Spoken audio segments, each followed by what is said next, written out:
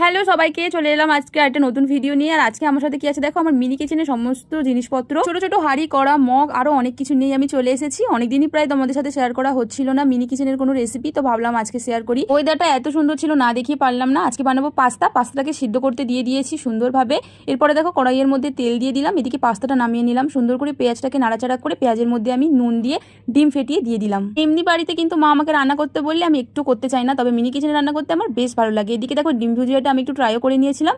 এদিকে বাকি ভেজিটেবলসগুলো দিয়ে তার মধ্যে আমি টমেটো কেচাপ দিয়ে সুন্দর করে নাড়াচাড়া করে নুন অ্যাড করে দিলাম, সোয়া সস দিয়ে দিচ্ছি আর সুন্দর করে এটাকে নেড়ে চেড়ে নিচ্ছি। ব্যাস, এবার এর মধ্যে আমি পাস্তাটা অ্যাড করে ভালো করে মিক্স আপ করে নেবো সমস্ত মশলার সাথে। লাস্ট স্টেপ যেটা হচ্ছে ডিম ভুজিয়া, ওটা আমি দিয়ে দিয়েছিলাম সুন্দরভাবে। দেখতে জিনিসটা ইজি লাগলেও কিন্তু অনেক খাটনি থাকে এই ভিডিওগুলো শ্যুট করতে, তো সেটাই একটুখানি তোমাদেরকে দেখিয়ে দিলাম। আর দেখো ফাইনালি রেডি হয়ে গেছে আমাদের পাস্তা। আর এটা করা মাত্রই আমি ট্রাই করছিলাম। দেখো এটা খেয়ে তো আর পেট ভরবে না, তবে মন অবশ্যই ভরবে। ভিডিওটা ভালো লাগলে চ্যানেলটাকে সাবস্ক্রাইব করে দিও। টাটা।